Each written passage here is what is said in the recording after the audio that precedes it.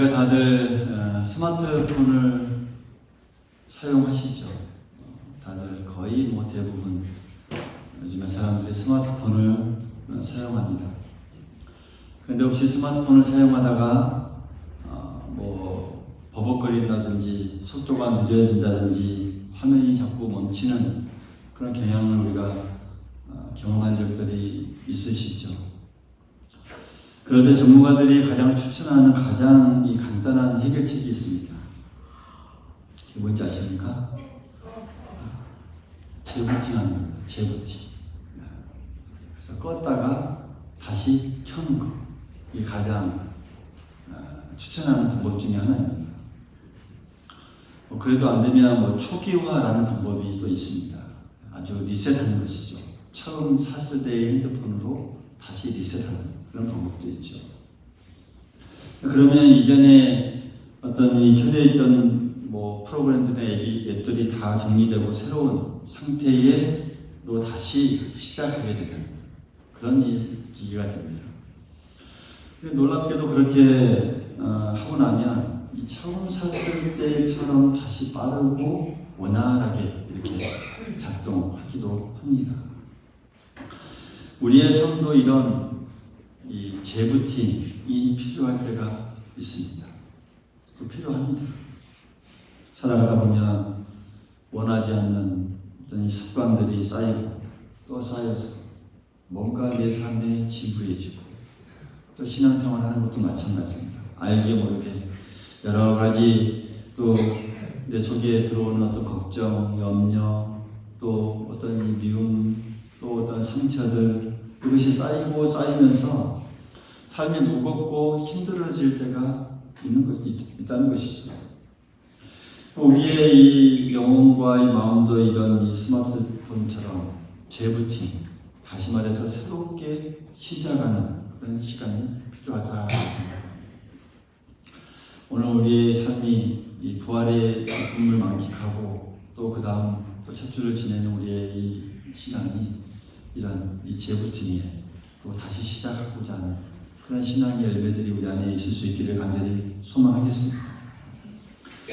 오늘 말씀은 그렇습니다. 우리의 옛 삶이 예수님과 함께 십자가에 이제 못 박혀 죽었고 이제는 그분과 함께 새로운 삶이 다시 시작되었다라고 선포하고 있습니다. 그러니까 예수 그리스도 안에서 우리의 삶은 이제 완전히 새롭게 재부팅된 것입니다. 재부팅. 초기화된 것이다. 예수 믿는 사람들의 삶은 이러한 우리의 영적인 이러한 모습이 담긴다라는 것을 말씀하고 있습니다.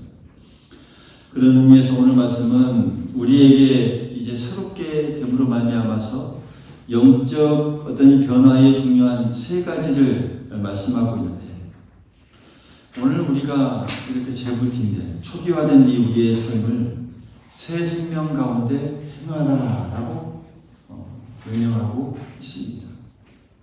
오늘 말씀 통해서 다시 한번 이 그리스도와 함께 우리의 옛 삶이 죽고 새로운 생명을 얻는 우리가 이제 어떻게 살아가야 할지 우리가 깊이 깨닫는 귀한 시간 낼 수 있기를 간절히 소망하겠습니다. 먼저 우리가 예수님을 믿을 때 옛 사람이 그리스도와 함께 십자가에 못 박혀 죽었다라고 선언합니다.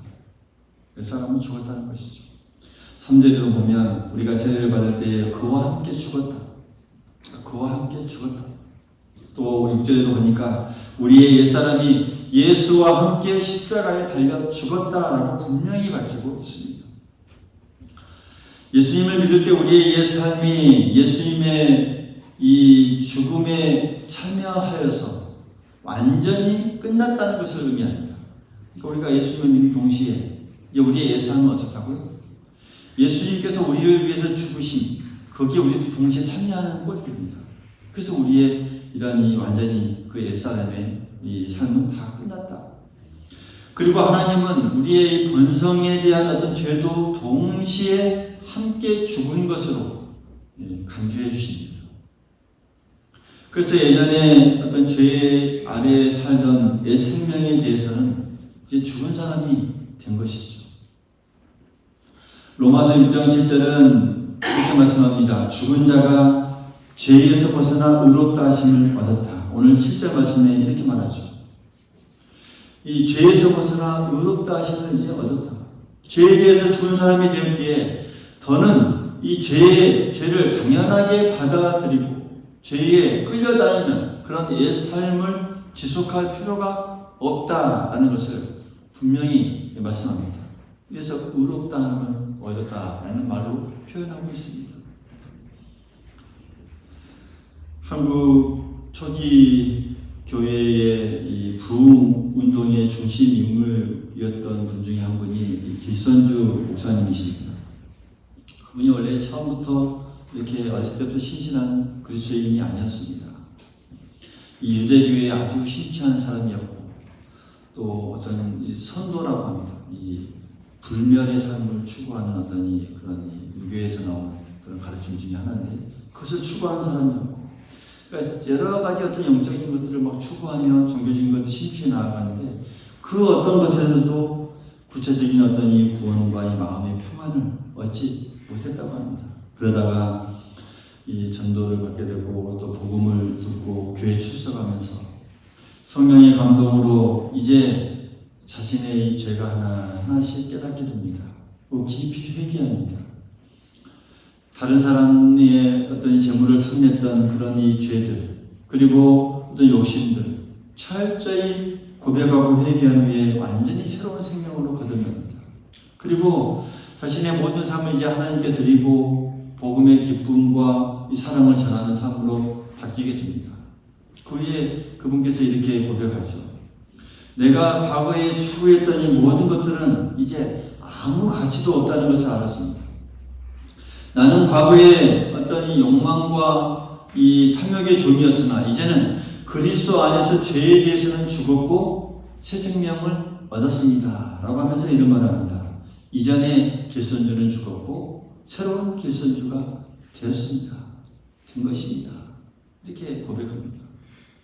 그 후에 평양 대부흥 운동이라고 하는 우리 초대교회의 아주 큰 부흥 운동이었죠. 그 중에 중심 인물로 하나님께서 사용하셨고 또 한국교회의 큰 부흥과 수많은 이 사람들의 회심을 이끄는 사람으로 사용됩니다. 우리도 마찬가지죠. 이 예수 믿기 전에 그 사람은 이미 다 죽었습니다. 다 죽은 사람입니다.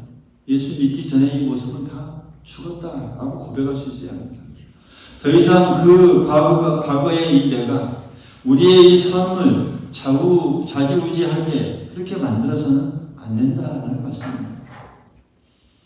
여러분, 하나님께서 우리의 옛 생명을 그리스도와 함께 십자가에 못 박으심으로 완전히 끝내셨음을 우리 모두 믿을 수 있기를 간절히 소망하겠습니다. 둘째로 예수님 안에서 우리의 새로운 생명을 얻어서 이제 살아났다라는 말씀이죠. 4절 말씀에 보면 예수님께서 우리 죄를 지시고 죽으셨을 뿐만 아니라 죽음에서 다시 살아나신 것처럼 우리도 그분과 함께 새로운 생명으로 일으켜진 사람들이다라는 것을 분명하게 말씀해 주고 있습니다. 이제는 새로운 사람으로 일으켜진 것이죠. 그리고 5절 말씀에도 보면 예수님의 부활의 능력이 우리에게도 똑같은 모양으로 임한다라고 말씀합니다. 예수님께서 부활하신 것처럼 새롭게 된 것처럼 우리에게도 똑같이 임했다라고 말씀합니다. 예수님을 믿은 다음부터. 다시 말씀드리면 우리가 예수님을 믿을 때 성령께서 우리 안에 들어오셔서 죽었던 우리의 영혼을 새롭게 다시 살리시고 예수님께서 부활의 생명을 우리에게 부어주셨다라는 그런 말씀입니다. 여러분, 우리는 이처럼 새로 태어났습니다. 할렐루야. 예수님을 믿는다는 것은 새로 태어났다는 것을 의미합니다. 이것을 좀 다른 말로 하면 거듭났다고 말씀하죠. 거듭난, 우리의 거듭난 삶. 다시 말해 이 영적으로 우리가 다시 한번 부활을 경험한 사람들입니다. 할렐루야. 부활을 경험한 사람들이 우리들입니다. 여러분, 나비가 어떤 변화를 경험하시는지 우리가 다 알죠. 이 나뭇가지 사이를 다니면서 잎을 먹던 이 애벌레가 어느 날 번데기가 되고 그 다음에 화려한 나비로 탈바꿈하게 됩니다. 이전에 이 애벌레의 모습은 다 사라지고 완전히 새로운 존재가 되는 것이죠.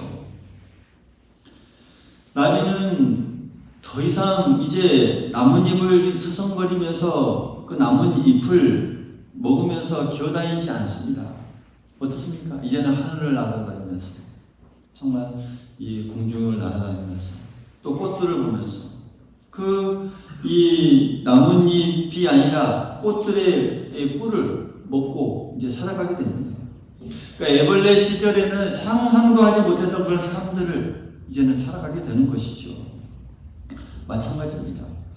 우리도 영적으로 거듭나기 전에는 죄의 욕망에 따라 이 땅에 속한 그런 삶을 살아가면서 이 땅의 것만을 바라보면서 살아가지만 이제는 부활의 새 생명을 덧입어서 하늘에 속한 그런 사람으로서 하늘에 속한 그 가치관, 생각을 가지면서 살아가는 그런 사람들이다라는 사실이죠.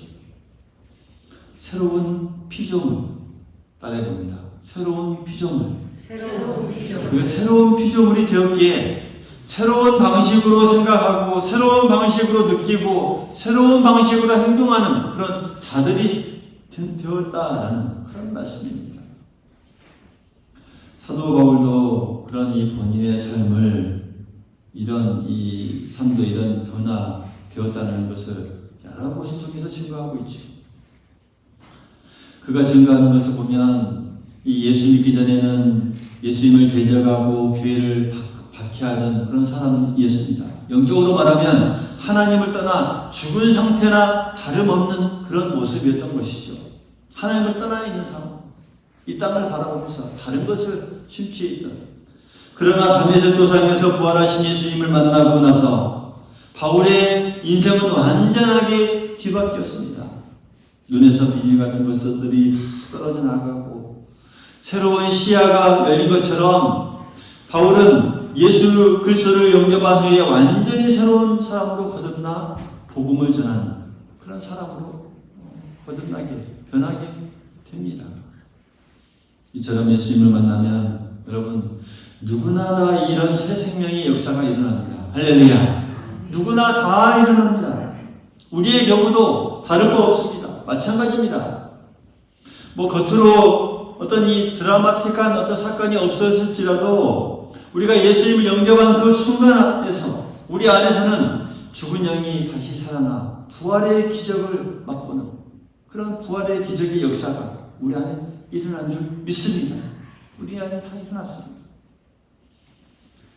스스로 힘으로는 결코 바뀔 수 없었던 그런 우리의 영적인 상태, 우리의 모든 것들이 예수 그리스도의 은혜로 새 사람이 되었다는 것, 이게 바로 복음의 능력입니다.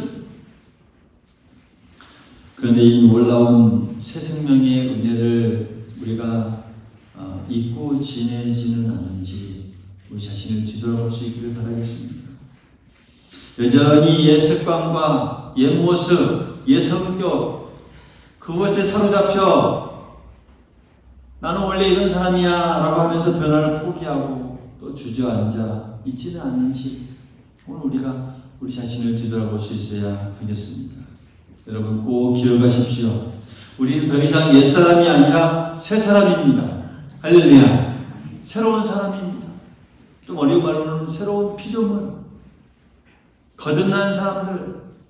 나비가 되었는데도 애벌레였을 그때처럼 산다면, 나뭇가지를 사랑하면서 잎을 먹고 산다면 여러분 얼마나 안타까운 일입니까? 주님의 피로 이 값주고 사신 우리의 이 새 생명, 그렇게 우리에게 새 생명을 주셨는데 여전히 과거의 어떤 습관이나 과거의 모습에 얽매여 산다면 그것은 주님의 은혜를 충분히 누리지 못하고 있는 그런 모습과 같습니다. 당당하게 또 담대하게 그런 새로운 신분을 우리가 받아들이고 새 생명의 능력을 우리가 신뢰하면서 우리 삶 속에 하루하루 살아가는 우리 모두가 될 수 있기를 간절히 소망하겠습니다. 세 번째로 하나님께서 우리에게 이러한 새 생명을 주신 목적이 무엇인가 라고 하는 것. 우리가 실제로 우리의 삶을 살아가면서 그 새 생명에 합당하게 살아가도록 하기 위해서 이런 새 생명을 주셨다라고 말씀하고 있습니다. 할렐루야. 우리가 살아가는 이 땅의 삶 속에서 새 생명에 합당한 그런 삶을 살아가라고 우리에게 명령하고 있습니다. 새 생명으로 얻은 그 새로운 신분에 걸맞은 생활 방식을 가지라는 그런 말씀입니다. 4절에 분명히 말씀합니다. 예수님이 우리를 살리신 것은 우리로 하여금 새 생명 가운데 행하게 하려 하십니다. 할렐루야. 행한다라고 하는 표현. 이것은 그렇게 걸어간다는 것이죠. 행한다는 걸어간다는 것. 이 걸어간다는 것은 지속적으로 그렇게 살아가는 삶의 모습을 말하고 있습니다. 그렇게 삶을 살아가는 것. 그러니까 한 번 새로운 존재가 되었으니 그것으로 끝나는 것이 아니라 이제는 새로운 그런 정체성에 걸맞게 계속해서 그런 변화된 삶을 살아내야 한다라는 것을 분명하게 강조하는 말씀입니다. 여기에 우리의 어떤 이 결단과 참여가 필요합니다. 우리의 의지가 필요합니다. 우리의 순종이 필요합니다. 그렇게 살겠다라고 하는 그런 우리의 강력한 의지가 필요합니다. 그렇게 되었으니 그렇게 살아야 한다라는 것. 11절 이후에 이 말씀을 보면 그렇습니다. 죄에 대해서는 우리는 죽은 자요 하나님께 대해서는 우리가 산 사람이다라는 그런 우리의 이 정체성을 계속 말씀하고 또 확인시켜 준 후에 12절에서 보면 그러므로 죄가 너희 죽을 몸을 지배하지 못하게 하라라고 이렇게 명령합니다. 그러니까 죄가 우리의 이 죽을 몸을 우리의 몸을 지배하지 못하게 하라. 그리고 13절에도 보니까 너희 지체를 의의 도구로 하나님께 드리라라고 말씀합니다. 그러니까 의롭게 사는 삶이 하는 도구가 되라고 하는 말씀입니다. 이제 하나님께서 주신 그 새 생명에 합당하게 우리가 결단하고 또 참여하고 또 우리가 선택하면서 행동해야 하는 것이 우리에게 계속해서 이어져야 한다는 말씀입니다. 예전에 예수님을 믿지 않았던 그 모습에서 이제는 다 벗어나서 이게 적극적으로 하나님께서 원하시는 모습이 무엇인가? 그 하나님께서 나에게 원하시는 그런 이 버려야 할 습관과 행동의 모습이 무엇인가? 그것을 바라보면서 우리의 순종의 결단이 날마다 이어져 가야 한다는 그런 강력한 메시지입니다. 이 메시지를 우리가 받아들일 수 있기를 간절히 소망하겠습니다. 우리의 강력한 결단과 의지가 우리 삶 속에서 늘 펼쳐나갈 수 있기를 간절히 소망하겠습니다. 여러분, 이것이 어떻게 가능할까요? 어떻게 가능하겠습니까? 여러분, 내 개인의 의지로만 한다고 우리의 힘으로만 절대적으로 가능하지 않습니다. 신앙이라는 건 참 그런 것 같습니다. 여러분도 많은 또 오랫동안 신앙생활을 해오셨지만 내가 이렇게 해야 되겠다라고 해서 이게 다 되는 것입니까? 그렇지 않습니다. 쉽지가 않습니다. 이 갈라디아서 2장 20절에 이렇게 말씀하죠. 내가 그리스도와 함께 십자가에 못 박혔나니 그런즉 이제는 내가 사는 것이 아니요 오직 내 안에 그리스도께서 사신 것이야. 할렐루야. 한번 따라해 봅니다. 이제는 내가 사는 것이 아니요 오직 내 안에 그리스도께서 사신 것이야. 무슨 말씀입니까? 이게 어떤 의미입니까? 이제는 내가 아니라 뭐라고요? 내 안에 있는 예수님. 그렇죠. 내 안에 예수님. 그래서 우리가 옛 사람이 죽고 이제는 내 안에 누가 산다고요? 누가 산다고요? 예수 그리스도께서 사실 때만 가능합니다. 할렐루야. 예수 그리스도께서 우리 안에 살아계십니다. 그 살아계신 그 분에게 그 분의 의지대로 우리가 살아가는 거예요.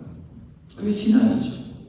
우리 속에서 새 생명으로 살게 하시는 분이 바로 예수님이시라는 것이죠. 우리는 다만 그분께 우리의 삶을 내어드리고 할렐루야. 다 맡기고 할렐루야. 그분께 의지하고 할렐루야. 한 걸음 한 걸음 순종하며 걸어갈 뿐입니다.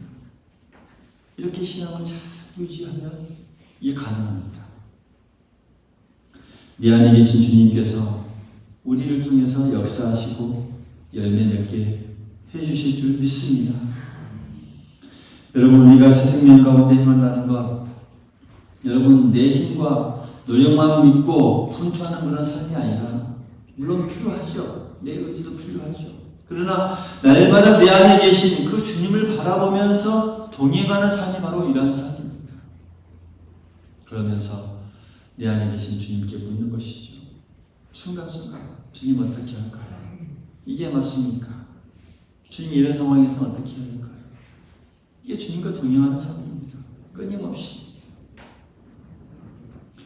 우리의 가정에서 또 직장에서 우리가 교회와 이 세상 속에서 날마다 이러한 모습으로 살아가는 것이죠. 옛사람의 행실을 다 벗어버리기를 노력하고 내 안에 계신 그 주님과 더불어서 늘 우리가 교제하면서 묻고 또 내 안에 계신 그 주님께서 나에게 또 생각나게 하시고 깨닫게 하시고 또 때로는 양심을 내게 흔들어서 그게 아니다라는 것을 가르쳐 주시고 그래서 새 사람답게 그런 행하는 것을 우리에게 가르쳐 주십니다.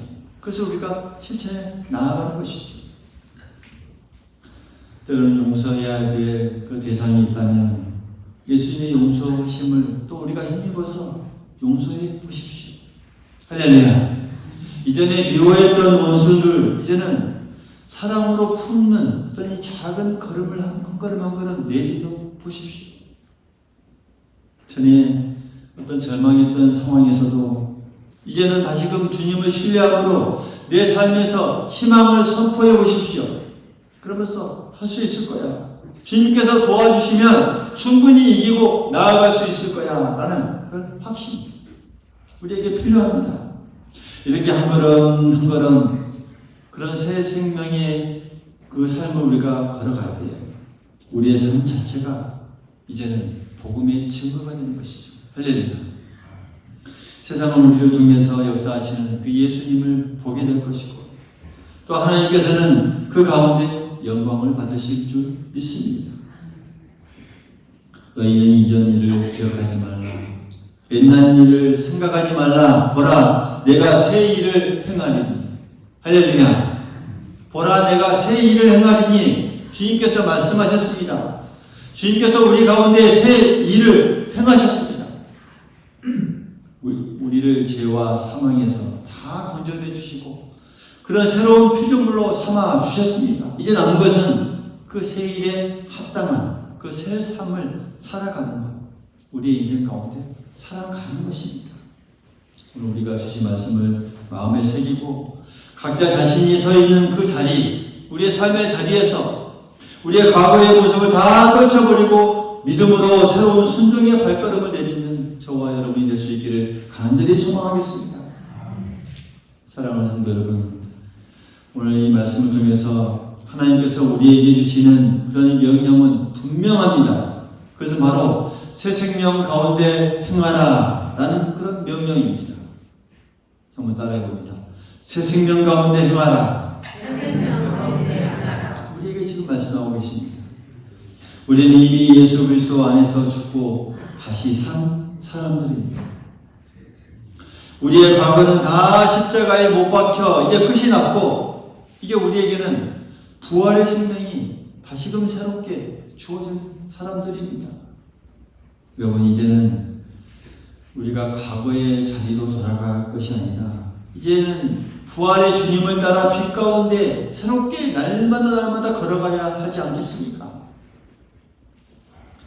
혹시 우리 자신의 모습을 우리가 돌아볼 때 아직도 버리지 못한 이 옛 사람의 습관이나 또 어떤 이 잘못된 태도, 생각들이 우리에게 남아있지는 않는지 오늘 우리가 되돌아볼 수 있기를 바라겠습니다.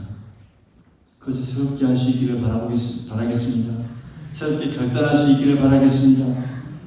때로는 내 안에 어떤 화나 분노나 정욕이나 미움이나 거짓 또 절망이나 두려움 같은 것들이 아직도 여전히 나를 사로잡고 있지는 않은지 우리가 우리 자신을 철저하게 점검하고 뒤돌아볼 수 있기를 바라겠습니다. 여러분 기억하십시오. 꼭 기억하십시오. 우리는 죄에 대해서 죽은 자요 하나님에 대해서는 산 자입니다. 할렐루야. 더 이상 죄와 어둠이 왕노릇하도록 우리를 내버려 두지는 절대로 안 됩니다. 우리를 살리신 예수님을 바라보면서 우리가 담대히 일어설 수 있어야 하겠습니다.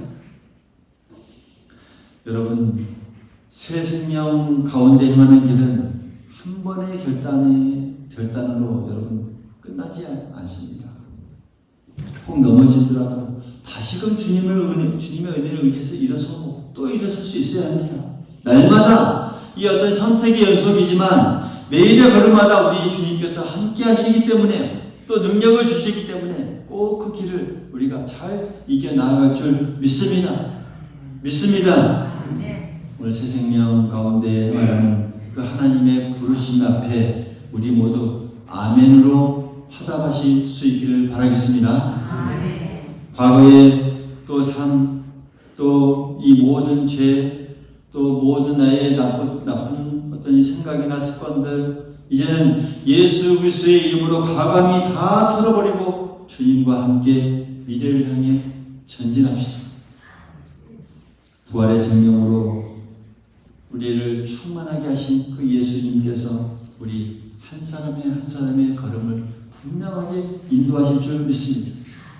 이 한 주간도 이 복음 안에서 다시금 새 생명을 누리고 또 담대하게 승리의 발걸음을 한 걸음 걸어 나아갈 수 있기를 간절히 소망하겠습니다.